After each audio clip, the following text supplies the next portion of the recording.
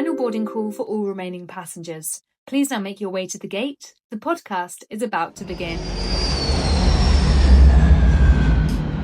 Welcome to another episode of Let's Talk About Travel. And this week, my special guest is Karen Cameron from Ambassador Cruise Line. Karen, delighted for you to be on the show. Thank you for taking time out your busy schedule. But you're an Ayrshire girl, so that's it's good. It's quite easy to get here today, to be honest. But welcome and thank you. Karen's job with Ambassador Cruise Line is, tell us what your job title is. Deputy Head of Trade for Ambassador Cruise Line. Bit of a mouthful. It is a bit of a mouthful, but yeah. Nice to have the boss lady with us today. So Ambassador Cruise Line is a newbie, really. Yep. So tell us a bit about the history about Ambassador. So we basically, the company formed in 2021. So we didn't exist before that. So our CEO and investors seen obviously an opportunity in the market, and Ambassador Cruise Line was formed. Our first ship, Ambience, she did her first sailing in 2022. And then we had Ambition join us in 2023. And then we had our third ship to the fleet join us in 2025 this year. Yeah. So yeah, brand new cruise line, British cruise line as well. So there's obviously other cruise lines out there that have been on the go for hundreds of years, but we are only 4 years old. So that's exciting. So we'll come on to talk about being a newbie in the cruise industry, but give our listeners a little bit of background into you, because you're not new to travel. So definitely not. Tell us a little bit about Karen. Right, okay. So I've been in travel since I was 16 and a half. 5 years then. Just a short time, Linda. So started as a YTS at Lund Poly back in the day in Irvine Mall. And then basically had approximately about 25 years in retail. So in various different travel agencies across pretty much Ayrshire. And then seen an opportunity to move into tour ops, into cruise. So that was about 10 years ago. Started working for a big cruise line, a British cruise line as well, and spent about 7 years with them. And then left the industry during COVID, was made redundant, unfortunately, the same as the majority of people. Yeah. And I went to a sportswear company called Samurai Sportswear. So to put that in context, I love doing sports. So I do taekwondo. I've started running recently as well. And I thought, let's put my passion into my work. Lasted 6 months. I missed travel. It gets into your blood, doesn't it? 100%. So then I had 2 years at Haven Holidays as a regional manager, covering all the Haven parks in the north of the UK, which was brilliant. And then made redundant again. And then here I am. I'm with Ambassador Cruise Line. So I've been here for about nearly 3 years come February. So It's been an amazing journey, as in my whole career. And I think the good thing is you can see it from being a travel agent side. You can see it from being basically someone that's buying a holiday, and then from the other side of it as well. So yeah. Well, it's been great to work with you these last few years, and it's such a great product, and as you say, a British product. Yep. There's a cruise line out there for every member of the public. 100%. And that's the great thing. And where the travel agent comes into is making sure that we marry up the right customer with the right product. And I was lucky enough this year to be invited along to be on one of the ships. And I have to say, I was very impressed. And do you know what? See with your smile on your face just now, that is exactly what our travel agent partners find. So a lot of people have got a preconceived idea. I have to be honest, I did. This preconceived idea of what the ship's going to be like, what the brand's going to be like. And then we get our travel agents onto the ships and you just see that light bulb moment. You just see them going, this isn't what I thought. And it's honestly, it's such a good feeling for us. It's like proper, like it's exciting. You just think, we knew you would love it, but it's just getting you on board the product. And again, the same for your guests, for our customers. It's like just trying to show them visually, verbally, what it's all about, but getting them on that the product is just it's the best thing. And I think where I came in this year was the first chance I'd had to see the ship in person, but I was getting a lot of repeat business, and I'm like, something must be right here. Yep. The fact that customers are going on board and pretty much without exception have all rebooked to go again, and that speaks volumes. That's testament to us. And if you look at our NPS scores, our Net Promoter Score, or our customer service scores, so Ambience gets 91%. So we'll talk about Ambience in a minute, and that's year to date. and Ambition gets 90. So it's either 90 or 91 each of them get. But that just shows the standards that we actually we uphold. And that's from our guests. That's not anything that we're saying or telling customers to write. It's the surveys that customers, our guests, get on the ship. So it's huge. And when we're saying it's a British cruise line, obviously very proud of being British, but what that looks like to the customer is that the ships, apart from Renaissance, which we'll talk about separate, yeah. because when Ambassador started, they were going to be a ex-UK cruise line. Yep. And now you've kind of dipped your water a little bit into the fly cruise, but we'll talk about that later because that's a great product as well. But the ship's leaving from the UK. So for us in Scotland, we have the ship leaving from Dundee. Which is just phenomenal, isn't it? So we've got 7 regional departures. Brilliant. So Dundee being our furthest north, right down to Portsmouth in the south. So basically we've got Dundee, I'm counting my fingers here. I was going to say, tell us what they all are. Because so Dundee, Newcastle, Liverpool, Bristol, Belfast and Tilbury. I've missed one. Falmouth. Falmouth stopped now. Oh, has it? Right, okay. Portsmouth, so Portsmouth, I said that at the beginning. Yeah. So it's 7 regional departures from across the UK. And from Scotland, so Dundee's perfect, yep. but so is Newcastle and so is Liverpool. It's really easy to get to. I cruised from Liverpool a few years ago during COVID times when Scotland weren't allowing you to move. So I cruised out of Liverpool and it was a great experience. So, and then having a conversation with you a few weeks ago, you really touched a point of saying, Linda, do you sell cruises out of Southampton? I'm like, yeah, we do. Mm-hmm. So why don't you sell them out of Tilbury? Because Tilbury's hard to get to. No, it's not. It's just the unknown, isn't it? It's just the not known because, again, we are so new kids on the block, as we like to call ourselves. And it's just people just don't know who we are or where we go from. When you say London Tilbury, you think it's a nightmare. Where is that? But it's so easy, just to your point. So I go down to head office every kind of 6 weeks, and that's just near the port. So you can fly from Glasgow to London City. You can do, which is then about £40 in an Uber, roughly, round to the port. You can do Glasgow Stansted, you can do Glasgow Luton. And again, they're all within easy taxiing distance round to the port. Or you can go by train. And then we've got a train connection as well. Obviously, clients like to, some people don't want to fly at all, which is why, we've got the Ambassador, no fly. But, the short flight down to Luton, Stansted or London City and then just getting an Uber.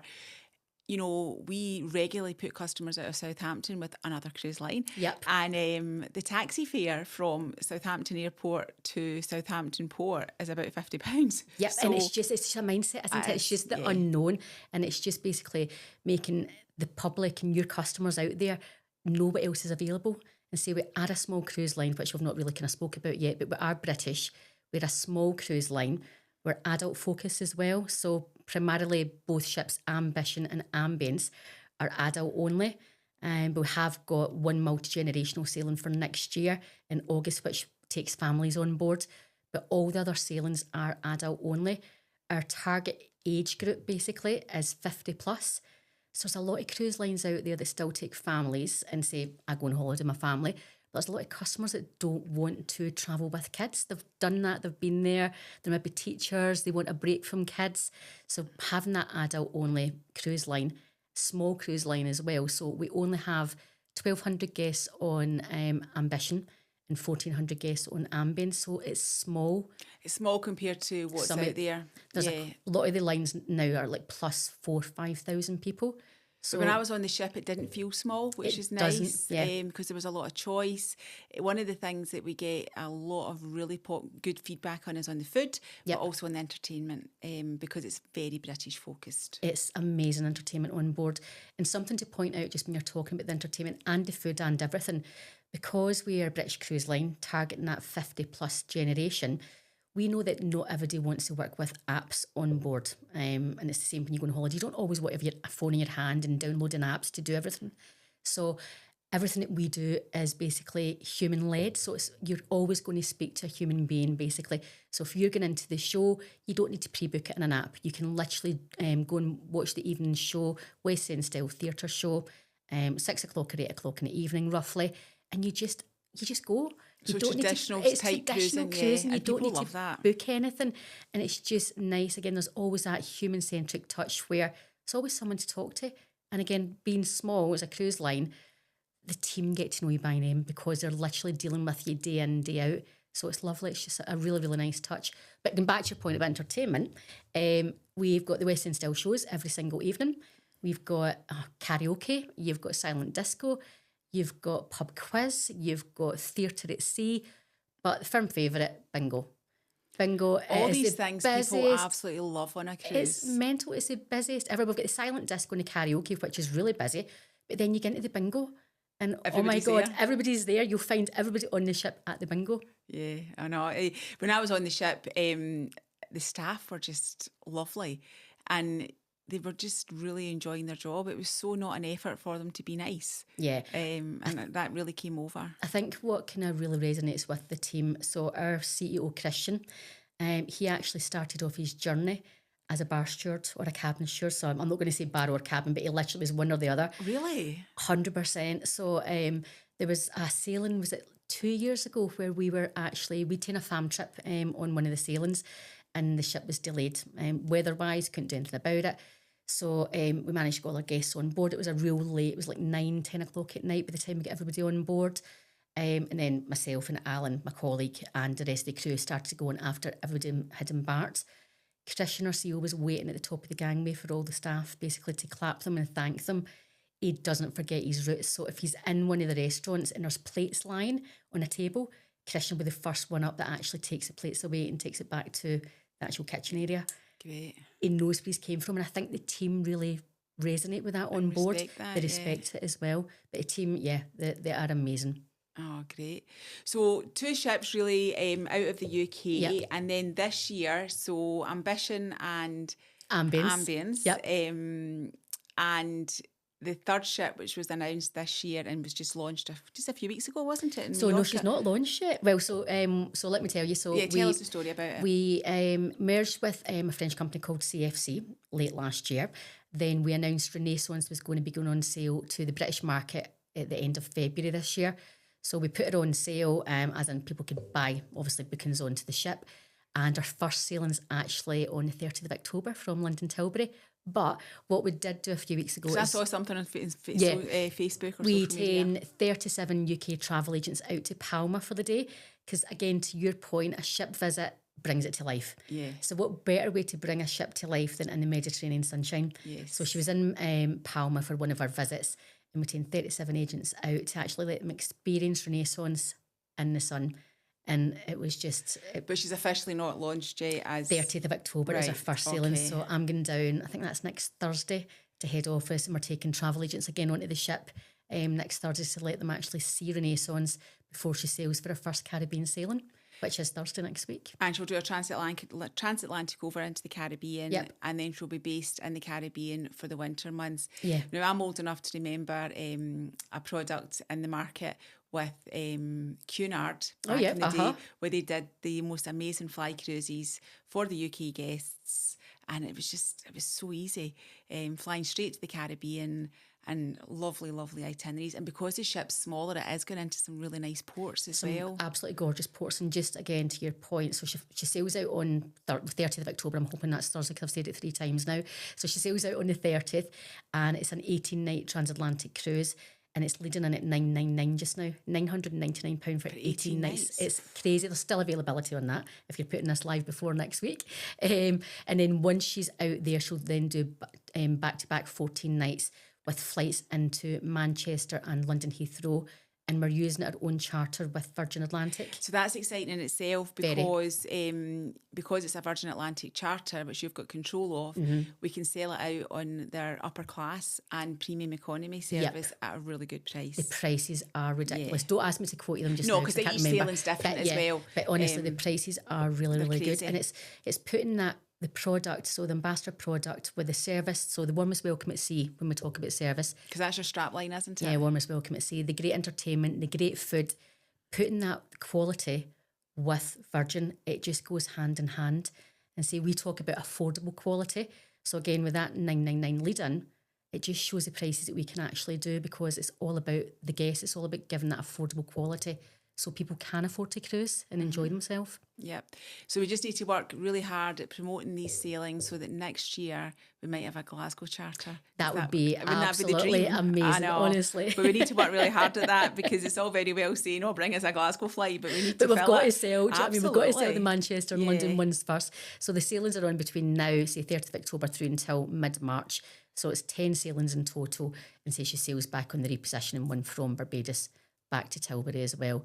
So I've been trying hard to get a fam trip from my travel agent partners, but I've not managed to get it yet. Keep trying, absolutely. No, it's a great offering, and to sail straight or fly straight out to the sunshine and pick up the ship in the winter as well, because that must be a bit of a challenge for a UK cruise line to find things to do with their ships in the winter months, because people are generally in search of sunshine, aren't they? Very much. And Ambition and Ambience, the ones that sail from the UK, they tend to head out to the Canaries or the Caribbean as well, some of the longer durations. But we have got some short winter breaks, like festive cruises, just before Christmas and just after Christmas as well. So again, it depends what you're looking for. But for me, I like winter sunshine. Yeah. And, it's great having the ships out of Dundee, but you've got to be realistic. You can't have the ships in the winter out of Dundee, because it would take you 5 days to get to the sunshine and then 5 days to get back. And most people have only got up to 2 weeks vacation. And that's the thing. Vacationless to me, American, for 2 weeks holiday, 2 weeks vacation. So, yeah, we need to be realistic.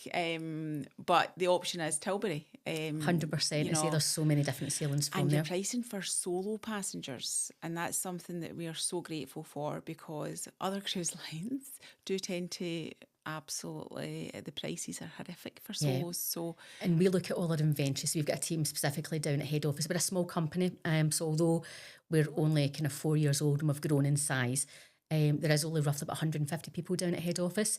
So head office is based down at London Tilbury at Purfleet. So the good thing is as well, we all work together so closely. So if we need basically solos, if you were to phone me and say, do you know what, we've got a group of solos wanting to travel, we will try our best and say it's all UK based team. So we just pick up the phone to inventory and say, right, listen, we've got this request, is it possible? And we'll always have an answer within basically like a day or so maximum, because it's like a small team based in the UK. And that does really make helps. a difference, being able to pick up the phone and get an answer, not having to speak to Miami and taking 3 weeks to get an answer. Yeah. That is really, really good.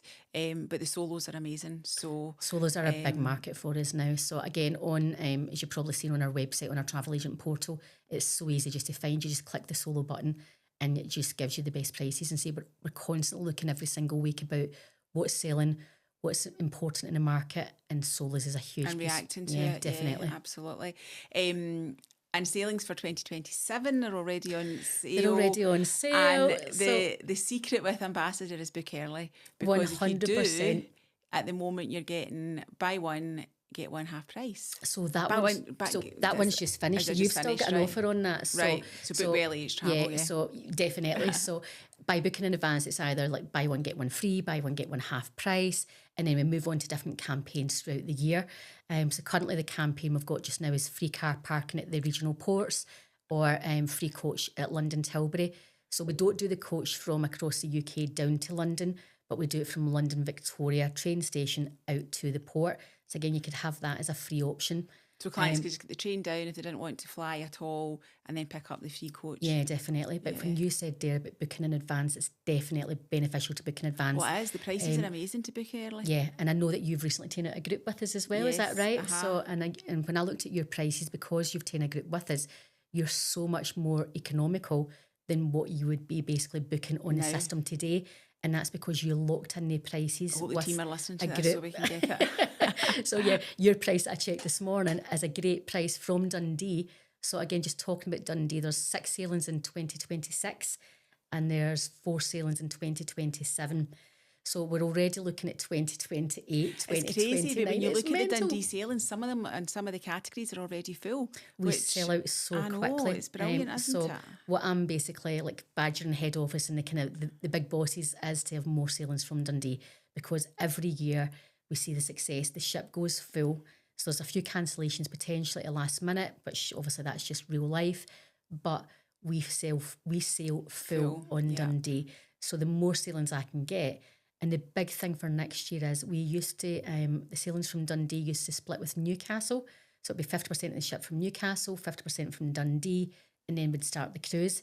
But for 2026 and 2027, ambition, we've got the full ship. So it's basically 1,200 guests we've got to fill. All from Dundee. And already, when I looked at some of the numbers yesterday, we're already like 50, 60, 70% sold in some of the cruises. It's amazing, isn't it? But it's sailing regional, isn't it? So I know for me, if I can sail from my regional port rather than get away down to basically somewhere. It's the dream, you know, you drive to Dundee, take your car, take as much luggage as you want. I know, There's it's the luggage as well, isn't it? It's a nice way to travel, it definitely is. Yeah, it's easy. It's and seamless. for people who sadly maybe can't fly for health reasons as well, then an ex-UK cruise is amazing. It's a way to travel, and as you say, there's no luggage restrictions either, so you can take, as long as it basically fits in your cabin, as long as you can get the suitcase that can fit in your cabin, you can take as much as you want with you.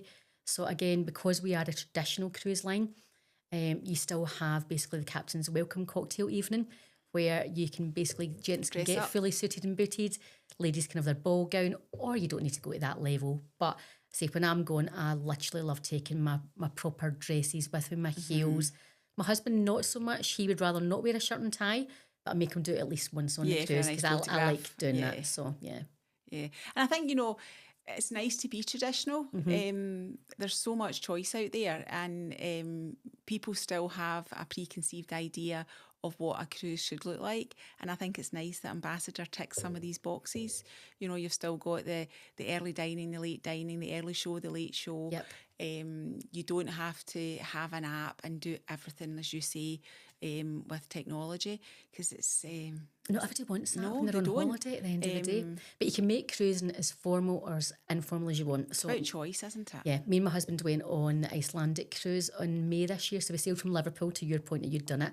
So seamless. We drove down, parked a car in the car park, and then the Ambassador team, the car park team, taking our suitcases over to the ship. We didn't even need to handle them. Suitcases were outside our cabin door by the time we got on, and we sailed basically from, say, Liverpool right over to Iceland. Say he didn't want to take his suit, but I made him take it with him. But everything's just so easy. It's seamless at the end of the day. And again, to be realistic, we're based in Ayrshire, so Dundee is not just on our doorstep, so it's a bit of a drive. It's about 2 hours roughly, I think, isn't it? But Newcastle's only about 3.5 hours. So, you know, just because there's maybe not something that suits from Dundee, let's just remember that Liverpool and Newcastle are not that far away. And it's different itineraries from there than what you've got from Dundee as well, so it's always worth checking. And again, the prices, so to your point, Linda, Dundee does sell out really, really quickly. So does Liverpool and Newcastle, but not at the same pace as what Dundee sells.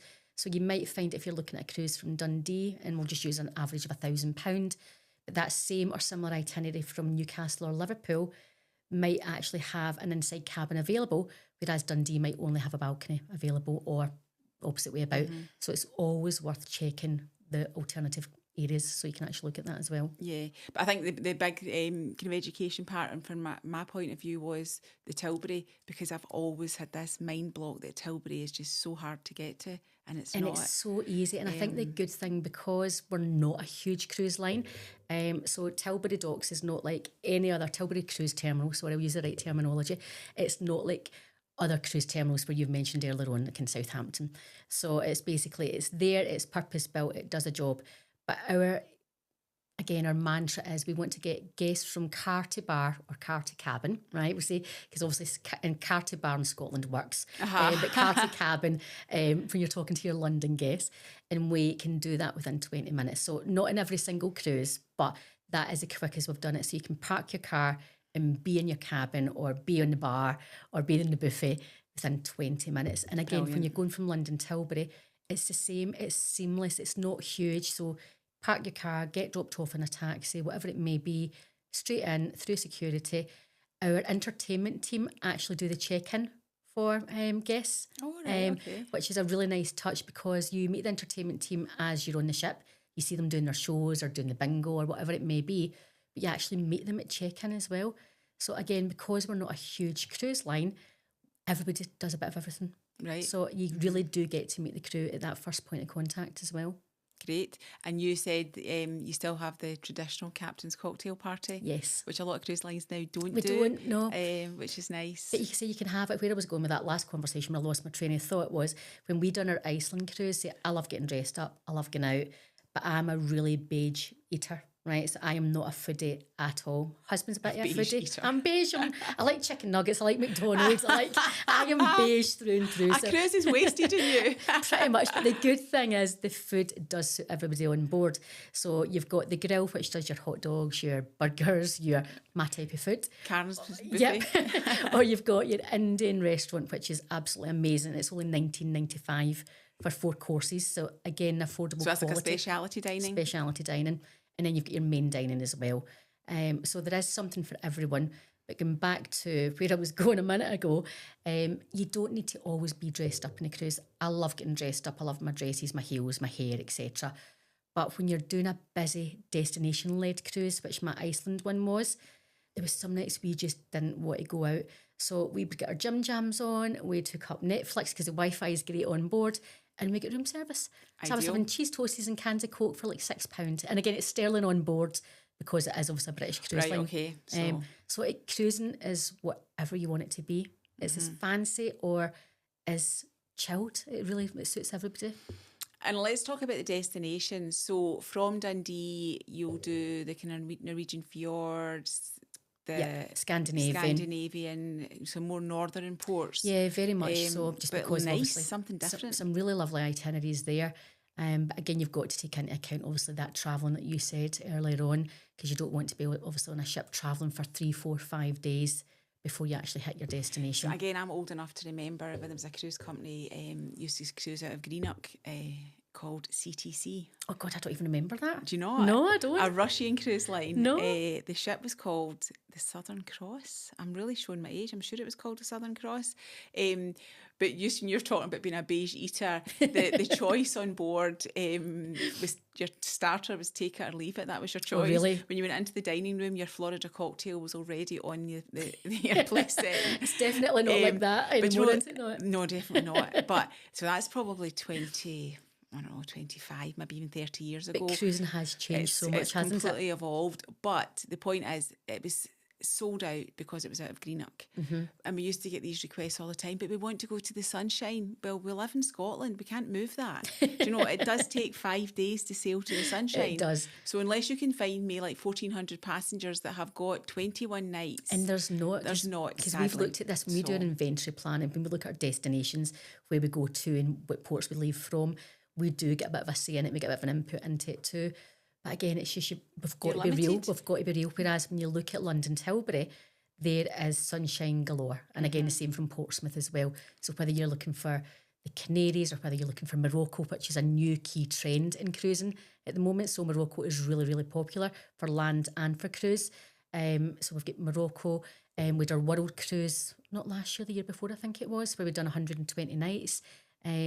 There's a lot more sunshine destinations from obviously down south. Yeah, so the last couple of years it's been interesting to watch your world cruises or grand voyages, whatever you call them, which is roughly 120 nights. Yep. The value for money on that is... I think the lead-in one was, I want to say, the first one was like 999. It was about 10. It was under 10 grand. I remember. Out that it was about £75 a night. It's crazy. It was absolutely crazy. You can't even go to a local hotel for that kind of money. I can't wait to retire. That's what I'm doing. I'm going in an ambassador. You've got a long way away yet, mate. Not really. No, it's going to happen. An ambassador 120-day voyage at £75 a night. I'm up for that. We just need to get a new one on board for you, don't we? We just need to get a new cruise there for you. But I just think about just what are the options? Do you have? Are you thinking of retiring, or do you do a job that, as you say, the Wi-Fi is actually really good? The Wi-Fi is amazing on board. Why not go away for the winter? Well, we've got a long-term guest on board, so she actually lives in Troon. I'll not mention her name.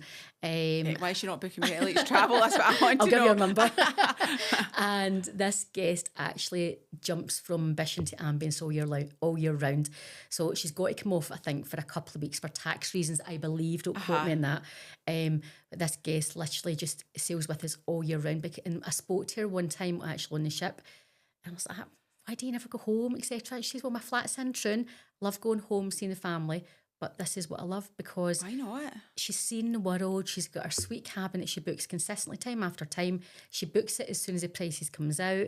So she spends less on her cruise than she does actually spending here for her council tax and her bills and everything else. That is a dream, isn't it? It is a dream. That is the absolute dream. Why would you not do it? And I think it's just thinking outside the box. You know, do you do a job where you're only working a couple of hours a day, you just need Wi-Fi for? So why not do it on board a cruise rather than sitting in the freezing cold in Ayrshire in the winter? I know where I'd rather be. Exactly. Definitely. I know, because it is a horrible day today. It's just miserable. To book a bit of reality check. It was pouring of rain and blowing a hoolie outside.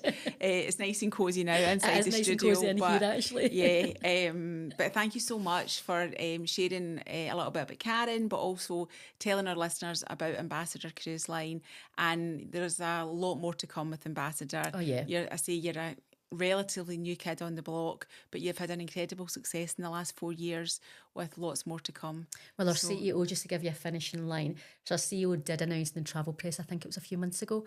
So his aim was to have basically 5 ships in 5 years. By 2028, yeah, so we're just waiting and see. I'm not giving anything away because I've not been told. So no, but he has announced it. He's announced it. His so big plan. We are. So we're just waiting for another new ship to be announced. So yeah. it's an exciting time to be a guest of Ambassador, but also be working for Ambassador Cruise Line and to be partnered up with you guys as well. And like we said at the start, you know, people do rebook, so you've got to then keep giving your customers more choice, because you can't keep rebooking people with just 3 ships. When it's the same destinations, and just they want 3 something ships, different. they're going to be full all the time of just past guests, and there'll be no room for new guests. So thank you for taking the time. You're welcome. And we'll definitely get you back on, because we haven't even scratched I know, we've the just surface. been chatting here, haven't we? I know, there's so much more to discuss. We'll get you back on to talk about Renaissance the next time, because I think that product is really, really exciting. So thank you for joining us on another episode of Let's Talk About Travel, and we'll speak to you again next week.